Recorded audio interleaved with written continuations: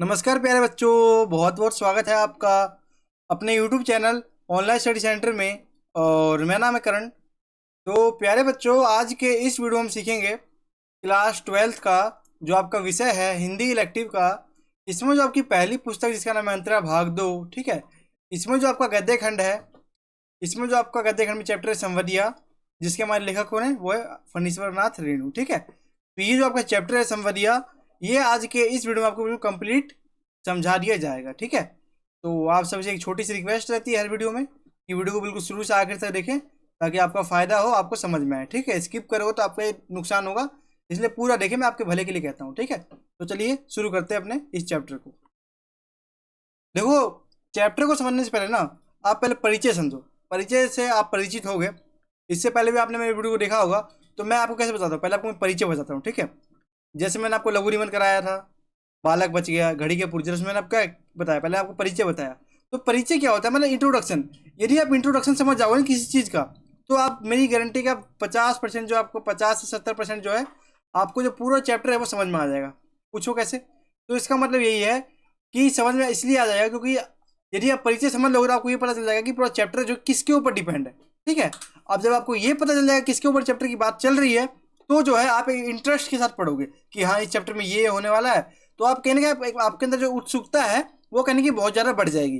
और जब उत्सुकता बढ़ेगी तो आपको समझ में भी आएगा, और समझ में आएगा तो आपके नंबर भी अच्छे आएंगे, ठीक है। इसलिए आपको परिचय में पहले बताता हूँ कि पूरी जो हमारी चैप्टर है संबंधिया, इसका परिचय क्या है वो समझते हैं, ठीक है। देखो, यह पाठ फणीश्वर नाथ रेणु, आप सभी को पता है हमारे लेखक कौन है, तो फणीश्वर नाथ रेणु, ठीक है।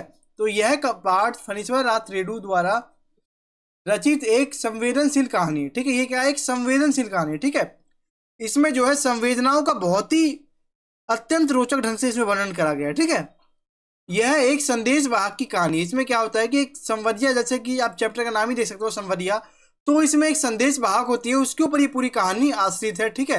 यानी संदेश वाहक जो है उसका किस प्रकार उसका व्यक्तित्व है, किस प्रकार उसके अंदर जो संवेदनशील भावनाएं हैं, किस प्रकार वो एक दूसरे का समाचारों को कितने बड़े ही रोचक ढंग से प्रस्तुत करता है, लोगों की भावनाओं का सम्मान करता है, तो ये सभी हम समझते हैं, ठीक है। अगला पॉइंट हमारा, इसमें मानवीय संवेदनाओं की गहन अभिव्यक्ति हुई है। जो मानवीय संवेदना है उनकी जो है गहन यानी बहुत ज्यादा अभिव्यक्ति हुई है, ठीक है। जो एक मानवीय संवेदना का मतलब बच्चों यही होता है कि एक मानव है, एक मनुष्य का दूसरे मनुष्य के प्रति जो प्यार का भाव होता है, जो संवेदना होती है, जो इमोशंस होते हैं, उनको हम कहते हैं मानवीय संवेदना। जैसे यदि आप मान लो, यदि आप खाना खा रहे हो, आपके सामने कोई गरीब है, वो भूखा है, तो यदि आप खाना खा रहे हो तो उसको एक रोटी आप जरूर दोगे। आप ज़्यादा नहीं तो एक रोटी दे सकते हो ना, तो आप उसको एक रोटी जरूर दोगे। तो क्या है ये, आपकी मानवीय संवेदना है, आपकी भावना है। कैसे हुई, दूसरों को देख करके। जब आप खाना खा रहे थे तो आपने देखा एक जो गरीब आदमी है, भूखा है, वो वहाँ बैठा है, तो आप अपने मन से ही जो है उसको खाने के लिए कुछ ना कुछ दे दोगे, ठीक है। तो ये क्या है, एक संवेदना, एक मनुष्य का दूसरे मनुष्य के प्रति जो प्यार का भाव है ना, उसको संवेदना कहते हैं। समझ गए आप? तो इस पूरे जो आपका चैप्टर है, इसमें जो है जो एक संदेश वाहक होता है ना, उसकी जो संवेदना होती है, किस प्रकार उस संदेश को जो है बड़े ही रोचक ढंग से पहुंचाता है, नहीं पहुंचाता है, वो हम आगे देखेंगे, बस आपको ये समझना है, ठीक है। मतलब पूरा जो ये चैप्टर है वो संदेश वाहक के ऊपर डिपेंड है। एक संदेश वाहक होता है, उसको एक संदेश मिलता है, अब वो उस संदेश को किस प्रकार से पहुंचाता है, नहीं पहुंचाता है, वो पूरे चैप्टर में आपको पता चल जाएगा। आपको इतना पता चल गया कि पूरे चैप्टर में एक संवरिया की बात चल रही है, एक संदेश वाहक की बात चल रही है, जिसको पोस्टमैन भी कह सकते हो। जो आपके घर में आजकल तो पोस्टमैन हो गया, पहले क्या होता है, संदेश वाहक होते थे, एक व्यक्ति का संदेश दूसरा व्यक्ति जो है सुनाने जाता था, ठीक है। तो इसको कहते हैं संदेश वाहक। तो आपने परिचय समझ लिया, अब इसका जो ये चैप्टर है उसको शुरू करते हैं, ठीक है। तो देखो, सबसे पहला हमारा टॉपिक आता है, देखो चैप्टर है तो मैं आपको टॉपिक बाय टॉपिक समझाऊंगा, ठीक है। यदि आप टॉपिक बाय टॉपिक समझ जाओगे तो आपको पूरा चैप्टर जो है बिल्कुल क्लियर हो जाएगा, पूरा समझ में आ जाएगा, ठीक है। तो पहला हमारा टॉपिक है संवदिया। जब आप ही सोचो, ये पूरा चैप्टर एक संदेश वाहक के ऊपर ही आश्रित है, पूरा डिपेंड है, तो क्यों ना पहले हम संवदिया के बारे में पढ़ ले, संदेश वाहक कौन है उसके बारे में जान लेते हैं, ठीक है। तो देखो, संवदिया का नाम, जो संवदिया है, जो संदेश वाहक है, उसका आखिर का नाम क्या है, तो आपको याद रखना है, संवदिया का नाम है हरगोविंद। क्या नाम है बच्चों? तो आप बोलोगे हरगोविंद, ठीक है। हरगोविंद एक संवदिया है। हरगोविंद कौन है? तो एक संवदिया अर्थात संदेश वाहक, यानी कि एक स्थान से जो दूसरे स्थान पर किसी का संदेश पहुंचाता है, तो उसको हम कहते हैं संदेश वाहक, ठीक है। एक दिन बड़ी हवेली से बड़ी बहुरिया का बुलावा आने पर हरगोविंद को आश्चर्य हुआ। एक दिन क्या हुआ बच्चों की बड़ी हवेली में एक जो बड़ी बहुरिया रहती थी उनका बुलावा आया।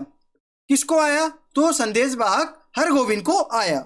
और जो हरगोविंद है उसको बहुत ज्यादा कहीं ना कहीं आश्चर्य हुआ, वो चौंक सा गया, उसको कहीं अजीब सा लगा, उसको बहुत ज्यादा आश्चर्य हुआ कि आज जबकि संदेश भेजने के लिए गांव गांव में डाकघर खुल गए। यहाँ पे संवादिया जो ये कह रहा है कि आज के समय में जबकि जो संदेश पहुंचाने के लिए हर घर में डाकघर यानी पोस्ट ऑफिस खुल गए हैं, फिर भी जो बड़ी बहुरिया है वो मेरे हाथों ही क्यों संदेश पहुंचवाना चाहती है, क्या रीजन है? तो फिर कहता है वो हमारा जो हरगोविंद है वो कहता है कि तो बड़ी बहुरिया ने क्यों उसे बुलाया। ठीक है, यहाँ पे ये कह रहा है कि आज जो है हर एक घर में हर एक गांव में डाकघर खुल गया, पोस्ट ऑफिस खुल गया है, तो अभी भी जो बड़ी बहुरिया है उसने उस हरगोविंद को क्यों बुलाया, उसने पोस्ट ऑफिस में क्यों नहीं अपना जो पत्र है चिट्ठी वो क्यों नहीं लिखा। ठीक है, ये यहाँ पे हरगोविंद चौंक जाता है। ठीक है, अगला पॉइंट है फिर हरगोविंद ने अंदाजा लगाया। अब हरगोविंद ने अंदाजा लगाया कि अवश्य कोई गुप्त संदेश ले जाना है। यानी कि हरगोविंद ने सोचा कि जब ये बड़ी बहुरिया जो है ये जो है पोस्ट ऑफिस के माध्यम से अपना जो खत है, अपना जो विचार है, जो भी उसकी जो संदेश है वो नहीं पहुंचा रही, इसका मतलब कोई ऐसा संदेश होगा जो गुप्त होगा। गुप्त मतलब बहुत ज़्यादा सीक्रेट होगा, बहुत ज़्यादा गुप्त संदेश होगा जो ये नहीं पहुंचा रही। ठीक है, तो आगे समझते हैं क्या संदेश था, क्या चीज़ था, वो आगे समझते हैं। ठीक है, यहाँ पे आपने समझ लिया संविधिया के बारे में। ठीक है, बेसिक चीज नॉलेज थी। आप देखो टॉपिक आता है आपका अतीत की यादों में खो जाना। क्या टॉपिक है बच्चों? तो आप कहोगे अतीत की यादों में खो जाना। अब अतीत की यादों में कौन खो जाता है वो समझते हैं। देखो, बड़ी हवेली पहुंचने पर हरगोविंद अतीत की यादों में खो गया। अब बड़ी हवेली क्या होता है ना, बड़ी हवेली देखो मैं आपको पहले थोड़ा और इंट्रोडक्शन बताता हूँ। देखो इसमें क्या है ना, पूरी चैप्टर में देखो एक घर होता है। ठीक है, एक घर होता है, उसमें एक बड़ी बहुरिया होती है। ठीक है, मतलब एक बड़ा भाई होता है, फिर उसके 2-3 भाई और होते हैं, फिर उन सभी की ठीक है जो बड़ा भाई होता है उसकी क्या होता है हो जाती है, मृत्यु हो जाती है। ठीक है, जब बड़े भाई की मृत्यु हो जाती है तो जो उसकी जो पत्नी है यानी बड़ी बहुरिया, उसको हम बड़ी बहुरिया कहते हैं क्योंकि बड़े भाई की पत्नी है, तो वो अकेली रह जाती है। और जो उसके देवर वगैरह हैं उनके आपस में झगड़ा होता है, तो वो अपना जो है उस घर को छोड़ के कहीं बाहर चले जाते हैं। ठीक है, और जमीन वगैरह का भी जो है वो बेच देते हैं, बंटवारा कर देते हैं। ठीक है, तो वो कहीं ना कहीं यहाँ पे कहा जा रहा है कि जो बड़ी बहुरिया है वो अकेले रह जाती है। अब अकेले बड़ी बहुरिया है तो उसको कोई कमाने वाला है नहीं है। ठीक है, तो उसको जो खाना पीना जो भी उसका पालन पोषण है वो उसको खुद ही करना पड़ता है। ठीक है, उसकी हालत बहुत ज़्यादा खराब हो जाती है। तो वही अपने जो खराब हालत है ना बड़ी बहुरिया की, वो एक संदेश के माध्यम से जो है अपने माता पिता यानी जो बड़ी बहुरिया है, जो बड़े भाई की जो पत्नी है उसको पहुंचाना चाहता है, अपना मतलब अपने घर में संदेश पहुंचाना चाहता है कि जो है मेरे को यहाँ से ले जाओ, यहाँ पे मेरी हालत खराब हो गई है। जब उनकी पिता की जो उनकी पति है उसकी मृत्यु हो जाती है, उसके जो देवर है छोटे 3 वो शहर चले जाते हैं। ठीक है, और जो बड़ी बोरिया है उसके पास कर्ज बढ़ जाता है। ठीक है, एक टाइम में जो बड़ी बोरिया थी वो एक रानी हुआ करती थी। जब कब होती थी? तो जब उसके पति उनके साथ थे। जब उनकी पति की मृत्यु हो जाती है तो बड़ी बोरिया की जो स्थिति बहुत ज़्यादा खराब हो जाती है। ठीक है, तो यही जो है बताया गया है। ठीक है, तो समझते हैं। देखो बड़ी हवेली पहुंचने पर हरगोविंद अतीत की यादों में खो गया। पहले हवेली में नौकर और नौकरानियां की भीड़ लगी रहती। मैंने आपको बताया कि पहले जो है जो बड़ी बहुरिया है और जो उनके पति देव है दोनों एक राजा की तरह रहा करते थे। जब वो नौकर जो है जो हरगोविंद जो है जब उनकी हवेली में पहुंचा तो वो अतीत की यादों में खो गया। अतीत की यादों में खोने का मतलब यही है कि जो भी पास्ट समय बीता, जैसे मान लो आप अभी 12th क्लास में हो। ठीक है, आप मान लो 10th क्लास में आपके नंबर बढ़िया आए होंगे, तो आपके अंदर वो अतीत है यानी वो हिस्ट्री है, आप उसको याद करते रहते हो, कभी आगे भी याद करोगे हाँ मेरे 10th में अच्छे नंबर आए थे। तो कहीं ना कहीं वो जो हरगोविंद है उसने पहले देखा था कि जो बड़ी बहुरिया थी आलीशान महल में रहती थी, पूरा आगे पीछे नौकर थे, खाने को 56 भोग था, अच्छे वस्त्र पहनती थी। लेकिन जब उनके पति की मृत्यु हो जाती है तब जो बड़ी बहुरिया बहुत ज़्यादा अकेले पड़ जाती है, और अकेले पड़ने के कारण उसका कर्ज जो है कहीं ना कहीं बहुत ज़्यादा बढ़ जाता है, और कर्ज की तले वो दब जाती है, और जो वो खाने तक के उसको लाले पड़ जाते हैं। तो उसके जो दुख है उसी के बारे में बताया गया है। ठीक है, समझ गए आप कि पहले जो है वहां पे नौकर था, हवेली सब चीज था। ठीक है, मतलब नौकर नौकरानी की भीड़ लगी रहती थी। और आज बड़ी बहुरिया अपने हाथ से सूपा में अनाज लेकर फटक रही है। पहले क्या था, जो बड़ी बहुरिया थी वो एक आलीशान महल में रहती थी, उनके हाथों में मेहंदी लगा रहता था, बिल्कुल मतलब कोई काम नहीं करती थी। ठीक है, मतलब एकदम रानी की तरह रहती थी।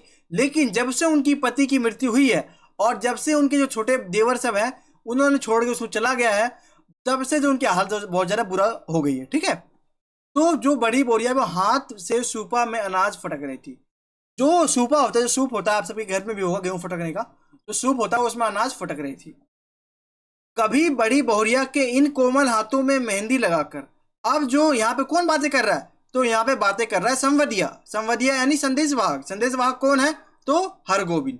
तो यहाँ पे हरगोविंद कह रहा है कि कभी बड़ी बहुरिया के इन कोमल हाथों में मेहंदी लगाकर ही गांव की नाइन, जो नाइन यानी नाइन का मतलब ये जो नाई होती है, ठीक है, गांव की नाइन अपने परिवार का पालन पोषण करती थी। यहाँ पे कहा जा रहा है कि जो गांव की नाइन होती है वो इनके हाथों में जो है मेहंदी लगा करके अपने परिवार का पालन पोषण करती थी। जहां कल कर्ज लेने वालों की पंक्ति लगी रहती थी, यानी ऐसा ये हवेली था, ऐसा समय था, अतीत की बातें चल रही, यानी पुरानी बातें। ऐसा एक टाइम था जब जिस समय लोगों की जो है कर्ज लेने की पंक्ति लगी रहती थी, लोग जो है कर्ज लेने के लिए खड़े रहते थे दरवाजे के ऊपर, और आज वही कर्ज मांगने के लिए आते हैं। यानी कि आज जो है जो लोग कर्ज लेने के लिए खड़े रहते थे बड़ी बहुरिया से, आज वही कर्ज मांगने आ रहे। क्यों? क्योंकि बड़ी बहुरिया अकेली पड़ चुकी है, उसके पास पैसे नहीं है, तो उसने गांव में कर्ज ले रखा है। कर्ज ले रखा है तो जो कर्जदाता है, जिसने कर्ज दिया है, वो उनसे तगादा कर रहे हैं, उनसे पैसे मांगने के लिए उनके हवेली के पास डेली आते रहते हैं। ठीक है, तो यहाँ पे ये बताया गया अतीत के आलों में खो जाना। आप समझ गए। इसमें देखो यही है कि पहले बड़ी बहुरिया अच्छी थी, सब चीज़ अच्छा था, रानी थी, रानी जैसे रहती थी, अच्छा माहौल था। फिर धीरे धीरे जो है जो बड़ी बहुरिया के जो पति है, उनकी मृत्यु के बाद जो उनकी हालत खराब हो गई। ठीक है, अब आगे समझते हैं। देखो बड़ी बहुरिया का संदेश। अब देखो संदेश संवरिया चैप्टर का नाम है, तो संदेश के बारे में बात चलेगी। तो बड़ी बहुरिया जो है उसका क्या संदेश था उसको समझते हैं। देखो बड़े भैया की मृत्यु के बाद, यानी कि जो बड़ी बहुरिया है, देखो क्या मैं आपको समझा। देखो 4 भाई थे। कौन, कितने भाई थे? 4। 4 में एक बड़ा भाई था और 3 छोटे भाई थे। तो बड़े भाई की जो शादी हुई उसकी पत्नी से, उसको हम बड़ी बहुरिया कहते हैं। बड़ा भाई और बड़ी बहुरिया, यानी बहू भी कह सकते हो, बड़ी बहुरिया। ठीक है, तो यानी बड़े भाई की जो पत्नी है उसको बड़ी बहुरिया, बड़ी बहुरिया यहाँ पे कहा गया। तो क्या होता है कि जो उनकी पत्नी जो है ना, जब उनके पति की मृत्यु हो जाती है, जब बड़ी बहुरिया की पति की मृत्यु हो जाती है, तो पूरा घर सा अकेला पड़ जाता है, क्योंकि पूरे घर को समेट के रखा हुआ था किसने, तो उनके पति ने, मतलब एकता थी। लेकिन जब मृत्यु हो गई तब जो है बड़ी बहुरिया वो अकेले पड़ गया, और उनके जो 3 छोटे भाई थे, यानी उनके जो देवर थे, उनमें आपस में झगड़ा होने लगा हर चीज को लेकर के। फिर वो जो है अलग शहर की ओर चले गए। ठीक है, और फिर जो बड़ी बहुरिया का कर्ज बढ़ता गया, बढ़ता गया, बढ़ता गया, और इतना बढ़ गया कि उनकी हालत बहुत ज्यादा खराब हो गई। ठीक है, तो यहीं पे संदेश क्या है वो समझते हैं। देखो बड़े भैया की मृत्यु के बाद तीनों भाइयों में आपस में लड़ाई होने की लगी, बड़ी बहुरिया अकेली पड़ गई। बड़े भैया की मृत्यु हो चुकी है, 3 जो भाई है उसमें आपस में लड़ाई हो रही है, तो कहीं ना कहीं बड़ी बहुरिया अकेले पड़ चुकी है। ठीक है, आप समझ गए। तीनों देवर लड़ाई झगड़ा करके तथा हवेली का बंटवारा करके शहर में जा बसे। जो एक हवेली थी ना, उसका भी तीनों देवर ने बंटवारा कर लिया, 3 टुकड़े करके, और चले गए। उसके पास एक नौकर था। किसके पास? तो बड़ी बहुरिया के पास। बड़ी बहुरिया के पास एक नौकर था, वह भी भाग गया। उसको अब खाने तक के लाले पड़ गए, यानी बड़ी बहुरिया को खाने की भी दिक्कत हो गई अब। ठीक है, उधार तथा कर्ज देने वालों ने उधार तथा कर्ज देना बंद कर दिया। जो लोग बड़ी बहुरिया को उधार देते थे, कर्ज देते थे, अब उन लोगों ने भी उधार और कर्ज देना बंद कर दिया है। ठीक है, अब वह बेचारी केवल बथुए साग खाकर गुजारा कर रही थी। अब जो बड़ी बहुरिया है वो केवल बथुआ का जो साग होता है उसको खाकर गुजारा कर रही थी। ठीक है, इसलिए बड़ी बहुरिया अपने मायके संदेश भेजना चाहती थी। अब बड़ी बहुरिया का क्या संदेश था वो आप ध्यान से देखना, बहुत ही इंपॉर्टेंट है। आपसे एग्जाम में 2 मार्क्स में, 3 मार्क्स में आ सकता है। ठीक है, तो बड़ी बहुरिया का संदेश क्या था? ये जो है अपनी मायके संदेश भेजना चाहती थी ताकि उसके घर वाले उसे ले जाएं। यानी कि जो बड़ी बहुरिया है उसके जो घर वाले हैं उसको ले जाए और वह अपने मायके में अपना जीवन गुजार लेगी। और बड़ी बहुरिया यहाँ पे क्या कह रही है कि जो है वो उनके जो घर वाले हैं वो उनको यहाँ से ले जाए और वो अपना मायके में अपना जीवन गुजार लेगी। क्यों क्यों ले जाए? क्योंकि जो बड़ी बहुरिया जो बहुत ज़्यादा दुखी हो गई है। ठीक है, उनके गांव में मतलब उनको बहुत ज़्यादा ताना मिलता है, उनका कर्ज बढ़ गया है, तो ये सब कारण की वजह से उनको जो है अपने जो उनके माता पिता उनके घर जाने की, मतलब वो सोच रहे हैं कि वो उनके घर चल जाए ताकि वहाँ पे अपना रह सके, अपना जीवन गुजार सके। ठीक है, तो ये बड़ी बहुरिया का संदेश था। अब आगे समझते देखो, बड़ी बहुरिया की आंखें छलछला आई। ठीक है, बड़ी बहुरिया की आंखें छलछला आई। छलछला मतलब आंसू आ जाना। ठीक है, छलछल मतलब, ठीक है। अब बड़ी बहुरिया जो है उसकी आंखों में आंसू किस प्रकार से आया या क्यों आया वो हम समझते हैं। देखो, बड़ी बहुरिया अब हवेली में अकेली रह गई थी। बड़ी बहुरिया जो है वो अब हवेली में अकेली रह गई थी। वह बथुआ साग खाकर अपना गुजारा कर रही थी। तो आप सभी को पता है वो कैसे गुजारा कर रही थी, तो आप कहोगे बथुआ साग खाकर अपना गुजारा कर रही थी।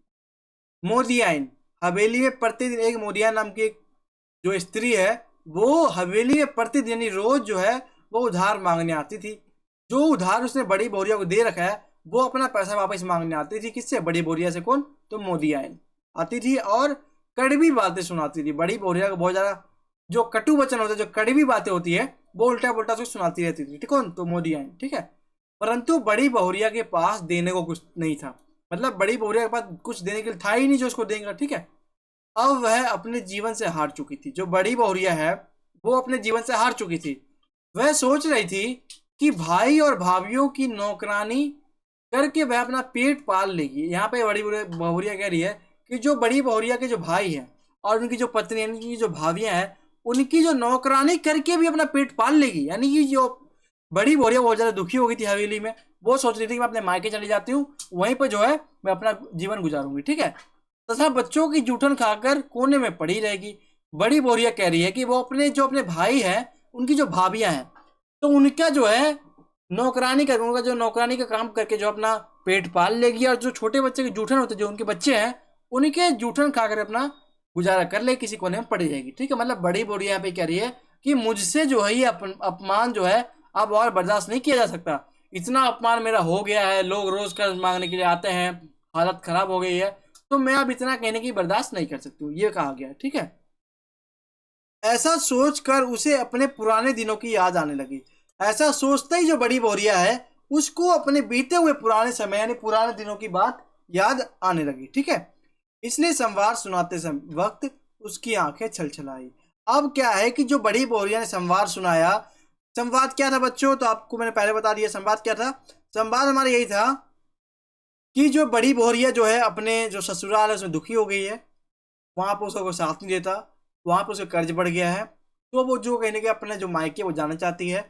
तो यही जो बीच में जो हरगोविंद जो संवदिया है इसको भी बताती है कि मेरे मायके संदेश ले जाओ और उसको बता दो मायके वालों को कि मैं यहाँ खराब हूँ, मेरी स्थिति बहुत ज़्यादा खराब हो चुकी है, तो मुझे आके अपने यहाँ पास ले जाए। मैं वहाँ पर जा करके जो भाई या उनकी जो भाभियाँ हैं उनका जूठन खाकर और बच्चे का जूठन खाकर उनकी जो नौकरानी करके मतलब अपने मायके में जो है सेवा कर करके अपना जो नौकर का रूप है उसको कर करके मैं अपना गुजारा बसारा कर लूँगी, यानी गुजारा कर लूँगी। ठीक है, ये संदेश था। ठीक है, अब छलछला आंखें क्यों आई? क्योंकि संदेश बहुत ज़्यादा सेंसिटिव था, मतलब बहुत ज़्यादा गंभीर था। मतलब एक तरह से कह सकते हो कि जो आदमी एक समय में अमीर था अब एक समय में बिल्कुल गरीब हो गया, तो उसकी हालत तो खराब हो गई, यानी उसकी आंखों में आंसू तो आएगा ही। ठीक है, तो ये है। अब आगे समझते हैं। देखो, बड़ी बोरिया की दुर्दशा को देखकर उसका मन बहुत दुखी हुआ। किसका मन दुखी हुआ? तो आप कहोगे संदेश वाहक। संदेश वाहक कौन है? तो आप कहोगे हरगोविंद। तो बड़ी बहुरिया का जो दुर्दशा है, जो उनका जो दुख है, उसको देखकर जो हरगोविंद है उसका जो मन है बहुत ज्यादा दुखी हुआ। बड़ी बहुरिया हरगोविंद के जाने का राह खर्च का मतलब होता है, राह मतलब रास्ता, खर्च मतलब जो भी खर्चा, राह खर्चा नहीं, जो भी मान लो आदमी अगर संदेश भिजवाना चाहता है किसी संदेश वाहक से, उसको कुछ पैसे देगा, 10 रुपये 5 रुपये कुछ देगा ताकि वो राह खर्च जो अपना यात्रा वगैरह वो कर सके उस पैसे से। ठीक है, राह खर्च मात्र 5 रुपये जुटा पाई, सिर्फ 5 ही रुपये थे किसके पास? तो बड़ी बोरिया के पास। हरगोविंद ने यह कहकर इनकार कर दिया कि राह खर्च का इंतजाम वह स्वयं कर लेगा। हरगोविंद ने देखा कि इन बड़ी बोरिया की स्थिति बहुत ज्यादा खराब है, तो वो उनसे पैसे नहीं मांगा और उसने कहा कि जो राह खर्च है उसका इंतजाम वह स्वयं ही कर लेगा। ठीक है, लोग संवदिया की बहुत खातिरदारी करते थे। अब यहाँ पे संवदिया के बारे में आ रही है कि लोग जो है वो संवदिया की बहुत ज्यादा खातिरदारी करते थे, मतलब बहुत ज्यादा अच्छे से मान सम्मान देते थे और खाना पीना भी अच्छे से खिलाते थे। उसे बहुत सम्मान देते थे क्योंकि वह लंबी यात्रा करके उनके प्रियजनों का संदेश उन तक लाता था। जो भी उनके प्रियजन है उनका संदेश जो है वो उन तक लाता था। उसे अच्छी तरह से भोजन कराया जाता था। जो संवदिया है उसको कहने का अच्छी प्रकार से भोजन की व्यवस्था कराई जाती थी। भरपेट भोजन करने के बाद संवदिया यात्रा की थकान उतारने के लिए गहरी नींद सोता था। पूरा भरपेट भोजन खा लिया, उसके बाद जो यात्रा करके आता था दूर, तो उसको सही करने के लिए मतलब थकान को मिटाने के लिए वो पूरी एकदम गहरी नींद में सोता था, खाया और सो गया। परंतु बड़ी बहुरिया के मायके पहुंचने पर जब हरगोविंद के सामने कई प्रकार के व्यंजनों से भरी थाली आई, जब हरगोविंद जो है संदेश को पहुंचाने के लिए जब बड़ी बहुरिया के जो मायके वहां पहुंच गया, तो उसके सामने जो है थालियों से भरी हुई, व्यंजन से भरी हुई थाली आई। ठीक है, तो उसने खाना नहीं खाया। क्यों नहीं खाया? तो उसे बड़ी बहुरिया का ध्यान आ रहा था कि बथुआ साग उबाल कर वो खा रही होगी। उसने सोचा कि मैं तो यहाँ 56 भोग खाऊं और बड़ी बहुरिया जो है वहां पे बथुआ साग उबाल कर खा रही होगी, तो कहीं ना कहीं ये नाइंसाफी है। इसलिए जो है उसने वहां पे भोजन नहीं किया। ठीक है, मतलब उनके सामने भोजन तो परसा गया लेकिन उन्होंने भोजन नहीं करा। ठीक है, आप देखते हैं अपना अगला टॉपिक। देखो, संदेश ना सुना पाना। अब जो संदेश मिला था संदेश वाहक हरगोविंद को, तो हरगोविंद जो है वो संदेश को नहीं सुना पाया। अब संदेश क्यों नहीं सुना पाया, उसके क्या रीजन थे, वो समझ लेते हैं। ठीक है, देखो, हरगोविंद के मन में बड़ी बहुरिया के प्रति बहुत सम्मान था। हरगोविंद जो है उसके मन में बड़ी बहुरिया के प्रति बहुत ज्यादा आदर, बहुत ज्यादा सम्मान था। ठीक है, वह बड़ी बहुरिया को गांव की लक्ष्मी मानता था। जो हरगोविंद है वो बड़ी बहुरिया को गांव की लक्ष्मी मानता था। वह सोच रहा था कि यदि गांव की लक्ष्मी ही गांव छोड़कर चली जाए, यानी गांव की लक्ष्मी ही गांव छोड़कर मायके चली जाएगी, तो गांव में क्या रह जाएगा। यहाँ पे ये क्या, जो हरगोविंद है उसने सोचा कि यदि गांव की जो लक्ष्मी है बड़ी बहुरिया, वही यदि गांव को छोड़ के चली जाएगी तो गांव में लक्ष्मी नहीं रहेगी। ठीक है, यानी कि गांव में जो एक जो बड़ी बहुरिया उसको एक पवित्र दृष्टि से देखा जाता था। ठीक है, वो एक तरह से गांव की लक्ष्मी कहलाती थी। तो जब वही छोड़ के चली जाएगी तो गांव में लक्ष्मी नहीं रहेगी, या एक तरह से आप कह सकते हो कि गांव की बेइज्जती भी हो जाएगी। कैसे?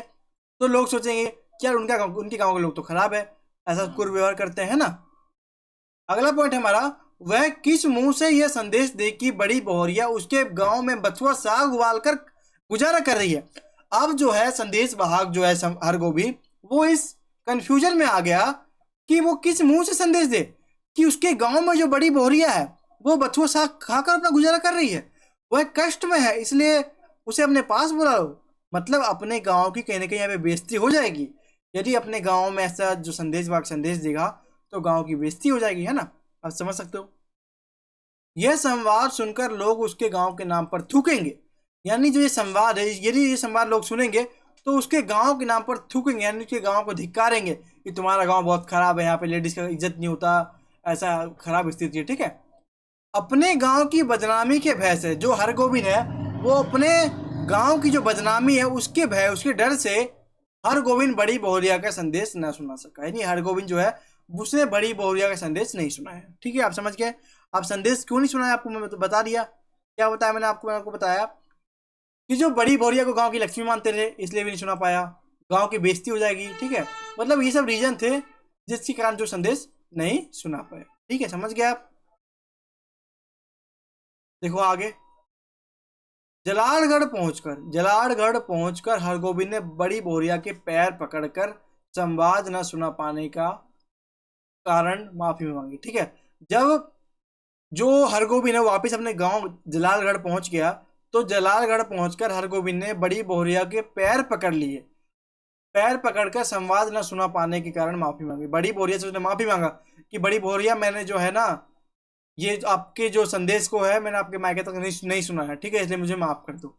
उसने कहा कि वह बड़ी बहुरिया के बेटे के समान है। अब वो जो है बड़ी बहुरिया को कहने के सांत्वना, यानी कि आप कैसे दिलासा दे रहा है, कहीं उसको जो है एक सांत्वना दे रहा है कि उसने कहा कि बड़ी बहुरिया जो है वो उनके बेटे, मतलब जो है वह जो है नहीं, जो हरगोविंद जो संदेश वाक्य वो उनकी बेटे के समान है। ठीक है, बड़ी बहुरिया उसकी माँ की समान है। उसने कहा कि जो बड़ी बहुरिया है वो आप जो है, उसने कहा कि बड़ी बहुरिया आप जो है मेरी माँ के समान हो और मैं जो है आपके पुत्र के समान हूँ। ठीक है, आगे देखते हैं। पूरे गांव की माँ के समान है। ठीक है, जो बड़ी बहुरिया पूरे गांव की माँ के समान है। वह उससे आग्रह करता है कि अब निठल्ला नहीं बैठेगा। अब जो है बड़ी बहुरिया से वो कहता है कि हे बड़ी बहुरिया, अब मैं तुमको ये वचन देता हूँ, तुमसे आग्रह करता हूँ कि मैं अब निठल्ला मतलब खाली नहीं बैठूंगा, कुछ ना कुछ रोजगार करूंगा, कुछ ना कुछ काम धंधा करूंगा, उससे कोई कष्ट नहीं होने देगा। ये कहता है, सांत्वना देता है बड़ी बहुरिया को कि बड़ी बहुरिया मैं अपना काम करूंगा और उसे, यानी कि बड़ी बहुरिया को कोई भी कष्ट नहीं होने दूंगा। ठीक है, तथा उसके सब काम करूंगा, यानी बड़ी बहुरिया के सारे काम करूंगा। अगला पॉइंट है, बड़ी बहुरिया स्वयं अपने मायके संदेश भेजने के बाद से ही पछता रही थी। अब बड़ी बहुरिया भी जो है उसने संदेश तो भेज दिया था कि हरगोविंद को कि जाओ मेरे मायके में संदेश दे दो, लेकिन जो बड़ी बहुरिया है वो भी संदेश भेजने के बाद पछता रही थी कि मैंने संदेश क्यों दे दिया, मेरे गांव की बेइज्जती हो जाएगी, गांव में लोग क्या समझेंगे। ठीक है, तो कहने की जो बड़ी बहुरिया है वो भी संदेश भेज करके पछता रही थी। ठीक है, अब देखो अगला अगला था हमारा लास्ट टॉपिक, संवेदिया की विशेषताएं। जो संवेदिया है इसकी विशेषता क्या क्या है, ये आपसे 5 मार्क्स में बहुत इंपॉर्टेंट है, आप किसी एग्जाम में पूछ सकते हैं। ठीक है, संवेदिया जो है उसकी विशेषता क्या क्या है। देखो पहला पॉइंट है, एक स्थान से दूसरे स्थान पर संवाद पहुंचाने वाले व्यक्ति को संवेदिया कहा जाता है।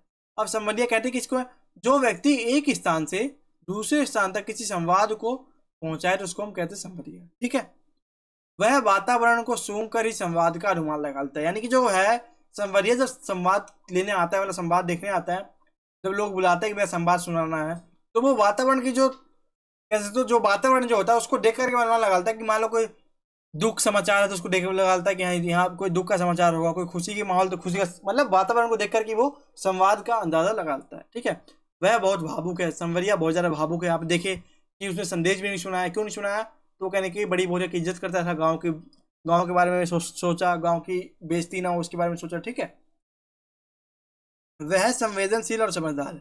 जो संवदिया होता है वो संवेदनशील होता है और समझदार होता है। वह ईमानदार और दूसरों को मददगार है। संवदिया जो ईमानदार होता है और दूसरों की हेल्प करता है। ठीक है, गांव वालों के मन में संवदिया की यह अवधारणा है कि, और देखो अब गांव वाले जो है वो संवदिया को क्या समझते हैं, देखो गांव वालों के मन में संवदिया की यह अवधारणा है कि वह निठल्ला, कामचोर और पेटू आदमी है।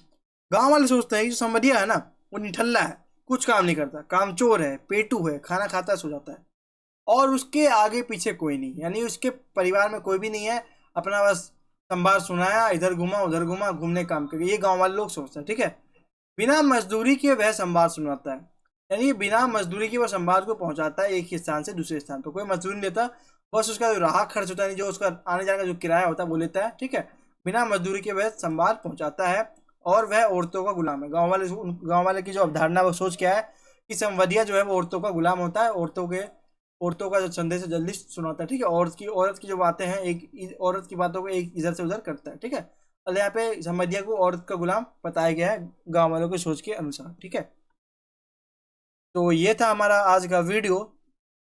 तो आई होप कि आपको समझ में आया होगा।